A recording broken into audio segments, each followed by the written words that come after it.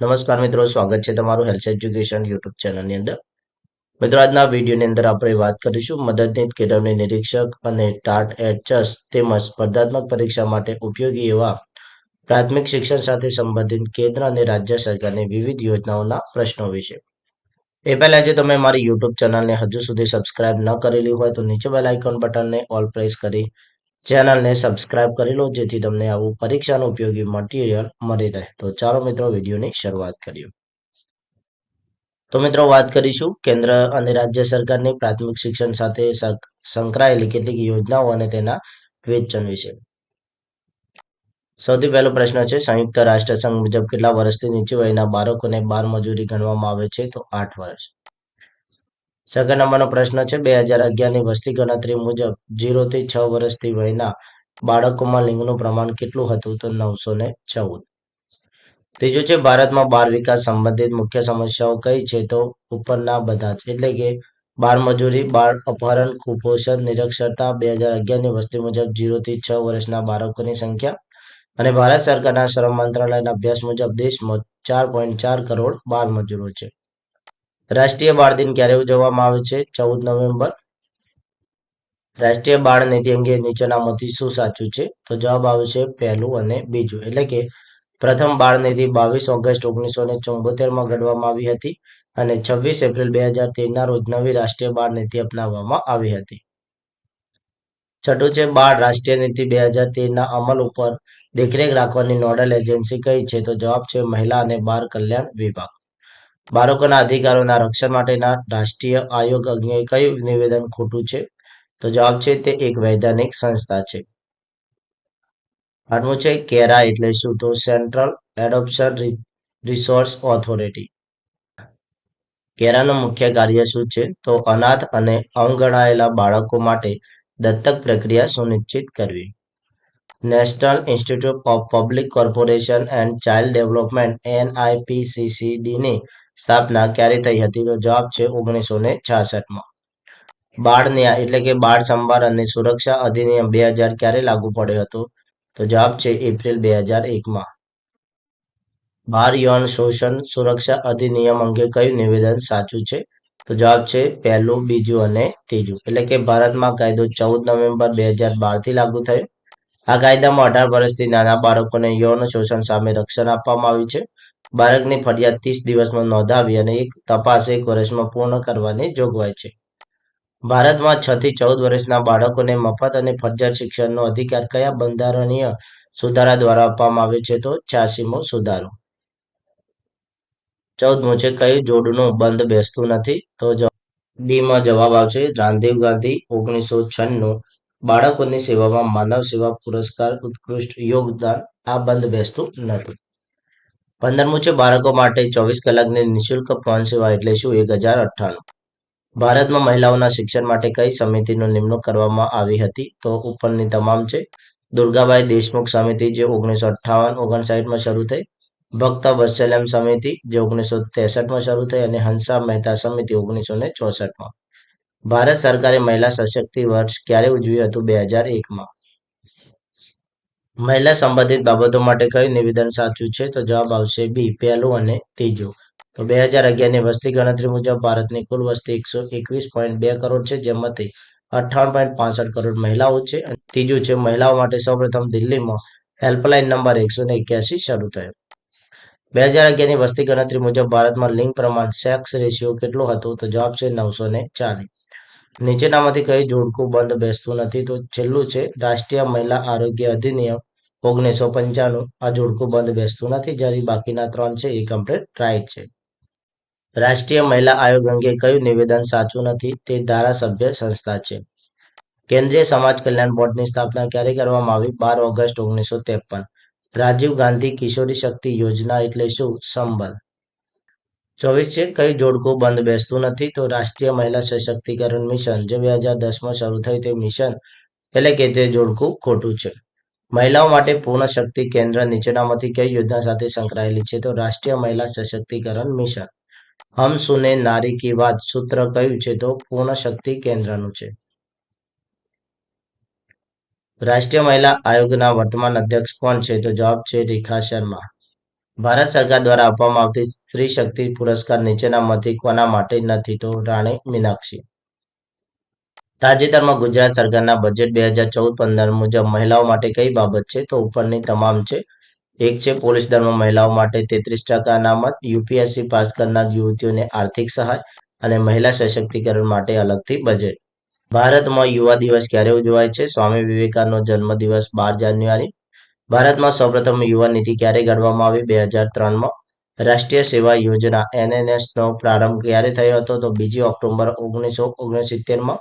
એનએસએસનું આદર્શ વાક્ય શું છે? મેં નહીં પરંતુ તું. 34મો પ્રશ્ન છે. નીચેનામાંથી કઈ બાબત એનએસએસ સાથે સંબંધિત નથી? તો જવાબ છે કેમ. 35મો છે. એનએસ પુરસ્કારનું નામ 25 વર્ષ પછી 1993-94માં કોના નામ સાથે રાખવામાં આવ્યું હતું? તો ઇન્દિરા ગાંધી. 36મો પ્રશ્ન છે. ગુજરાત સરકાર દ્વારા યુવાનોને સ્પોર્ટમાં આપવામાં આવતો એવોર્ડ કઈ અંગે કઈ બાબત સાચી છે? તો જવાબ છે ડી એટલે કે ઉપરના તમામ. 37મો છે. Rajiv Gandhi national institute of youth development કઈ જગ્યાએ આવેલું છે? તો જવાબ છે સી પેરુબંદર, તમિલનાડુ. નીચેનામાંથી કયું જોડ બંધ બેસે છે? રાજીવ ગાંધી રાષ્ટ્રીય યુવા વિકાસ સંસ્થા 1993, નહેરુ યુવા કેન્દ્ર સંગઠન 1992 અને ત્રીજું છે લક્ષ્મીબાઈ રાષ્ટ્રીય શારીરિક શિક્ષણ સંસ્થા 1957. તો જવાબ છે ડી તમામ સાચા છે. નીચેનામાંથી કયું જોડ બંધ બેસતું નથી? તો જવાબ છે C national institute of sport જે ભોપાલ મધ્યપ્રદેશની અંદર આવેલું છે તે બંધ બેસતું નથી. 40 છે. ભારતમાં વસ્તી ગણતરી 2011 મુજબ આદિવાસીનું કુલ વસ્તીનું પ્રમાણ કેટલું હતું? તો જવાબ છે 10.87%. અનુસૂચિત જનજાતિ અંગે નીચેનામાંથી કયું નિવેદન ખોટું છે? તો જવાબ છે વિદ્યાર્થી મિત્રો ડી. ગુજરાતમાં અનુસૂચિત જનજાતિની વસ્તી 20.13% છે. 42. 2011ની વસ્તી ગણતરી મુજબ રાજ્યમાં અનુસૂચિત જનજાતિ વસ્તીનું ટકા પ્રમાણ ઘટતા ક્રમની અંદર ગોઠવવાનું છે. તો જવાબ આવશે વિદ્યાર્થી મિત્રો એ. સૌથી પહેલા ચોથું આવશે મિઝોરમ, ત્યારબાદ આવશે ત્રીજા નંબરમાં નાગાલેન્ડ, ત્યારબાદ આવશે મેઘાલય અને છેલ્લું આવશે અરુણાચલ પ્રદેશ. ગુજરાતમાં અમલમાં આવેલ ન્યૂ ગુજરાત પેટર્ન કયા સમુદાય માટે છે? તો જવાબ છે આદિવાસી સમુદાય માટે. ભારતમાં સામાજિક રીતે પછાત જાતિઓને અનુસૂચિત જાતિ તરીકે કયા કાયદા દ્વારા જાહેર કરવામાં આવી છે? તો જવાબ છે બંધારણ દ્વારા. 45 છે. અનુસૂચિત જાતિ માટેના રાષ્ટ્રીય આયોગની સ્થાપના બંધારણના કયા અનુચ્છેદ હેઠળ કરવામાં આવેલી છે? તો અનુચ્છેદ 338.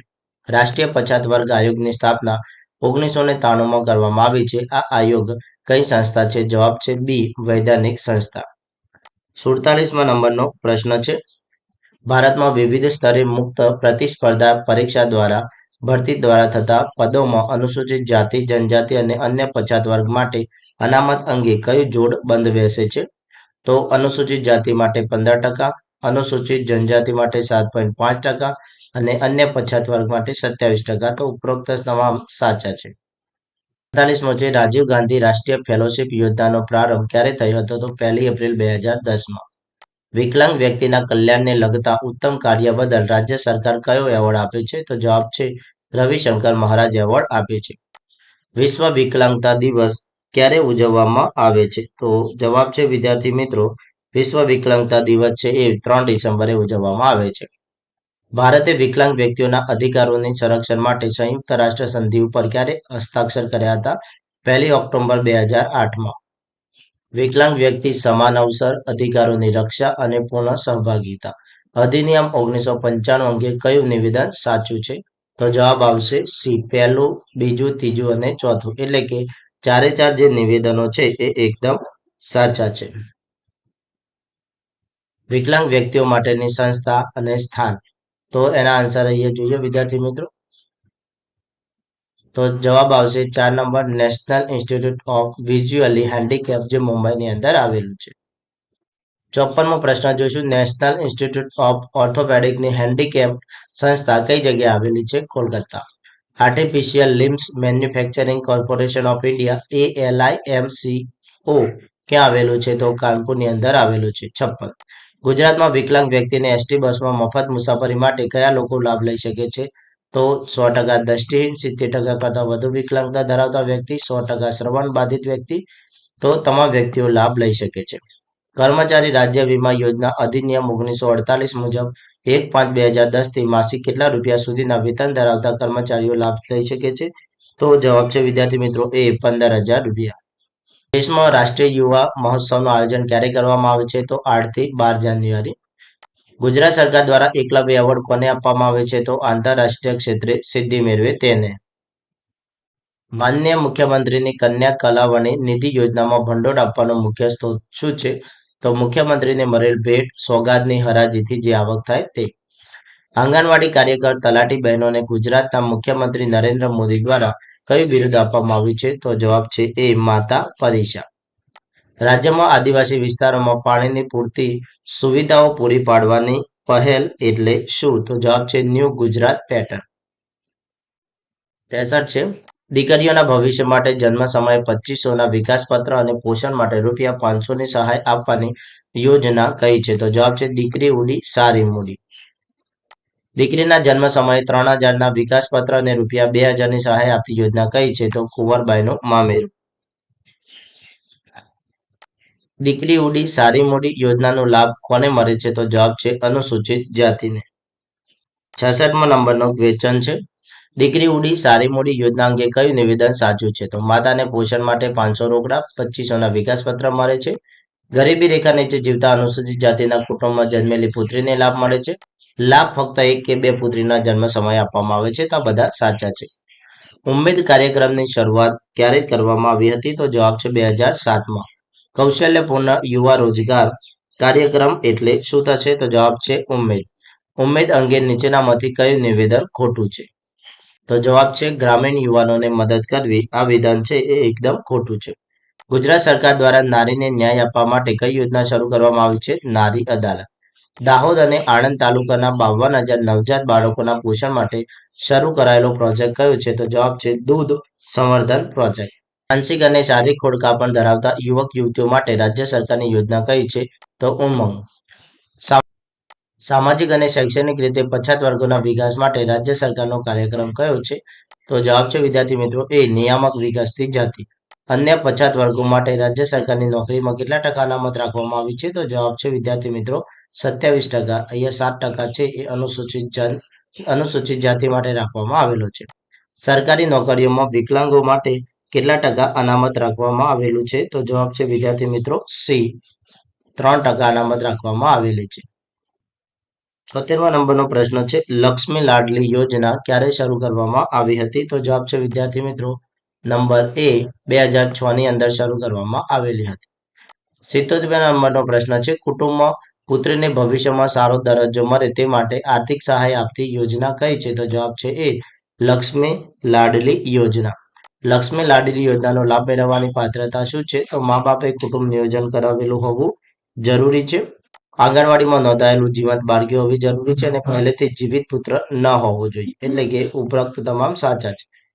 લક્ષ્મી લાડલી યોજના હેઠળ નેશનલ સેવિંગ સર્ટિફિકેટ કેટલા રૂપિયાનું આપવામાં આવે છે? તો જવાબ છે વિદ્યાર્થી મિત્રો 6,000 રૂપિયાનું આપવામાં આવે છે. ગ્રામીણ યુવકોને રોજગાર માટે તાલીમ આપતો કાર્યક્રમ કયો છે? TRYSEM. જવાબ આવશે વિદ્યાર્થી મિત્રો બી. કયા રાજ્ય maintenance of parents of Guardian act હેઠળ સરકારી કર્મચારીઓને પોતાના માતા પિતાની સેવા કરવા માટે વર્ષમાં 15 દિવસની જાહેર રજા છે એ શરૂ કરેલી છે? તો બિહાર રાજ્ય. 82મો છે. ગુજરાત સરકાર દ્વારા નોકરીઓ અને શૈક્ષણિક સંસ્થાઓમાં પ્રવેશ માટે અન્ય વર્ગમાં સમાવવામાં આવે છે. ખાલી જગ્યા આ પ્રમાણપત્રના માટે કેટલા આવક મર્યાદા છે તે નક્કી કરવામાં આવેલી છે? તો જવાબ છે 6.5 લાખ રૂપિયા આવક છે તે નક્કી કરવામાં આવેલી છે. અન્ય પછાત વર્ગ માટે રાજ્ય સરકારની નોકરીઓમાં કેટલા ટકા અનામત રાખવામાં આવી છે? 27%.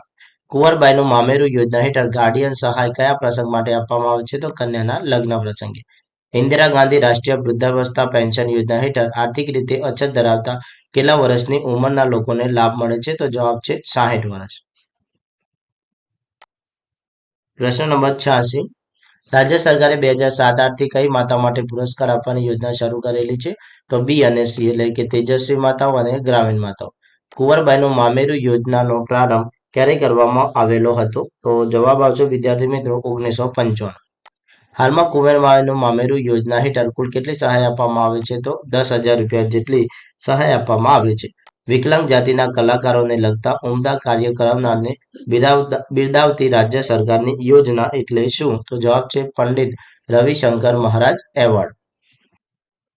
વિકલાંગ વ્યક્તિઓને સહાય આપવાની યોજનામાં ઓછામાં ઓછા કેટલા ટકા વિકલાંગતાને લાભ આપવામાં આવે છે? તો 40%. વિકલાંગ વ્યક્તિને એસટી બસમાં મુસાફરી યોજનાનો લાભ લેવા માટે નીચેનામાંથી કઈ પાત્રતા જરૂરી નથી? એટલે કે 40 કે તેથી વધુ વિકલાંગ ધરાવતી વ્યક્તિ તો આ પાત્રતા છે જરૂરી નથી. 92 છે વિકલાંગ સહાય યોજનામાંથી કઈ નથી? તો ડોક્ટર આંબેડકર સહાય કાયદા આવાસ યોજના. મહર્ષિ અશોક સમાજ આધારિત યોજનાના લાભાર્થી કોણ છે? તો વિકલાંગ એટલે કે દિવ્યાંગ. એકલવ્ય એવોર્ડ કઈ બાબત સાથે સંકળાયેલો છે? તો ખેલ બાબત સાથે.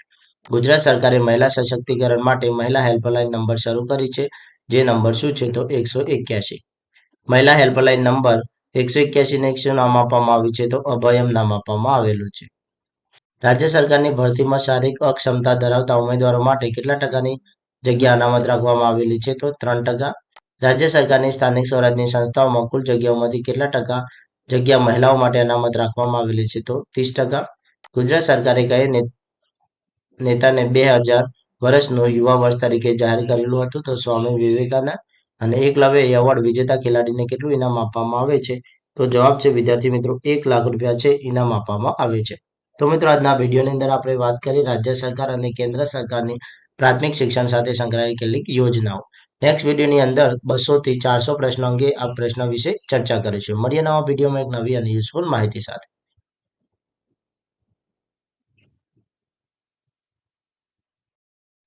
જિંદગી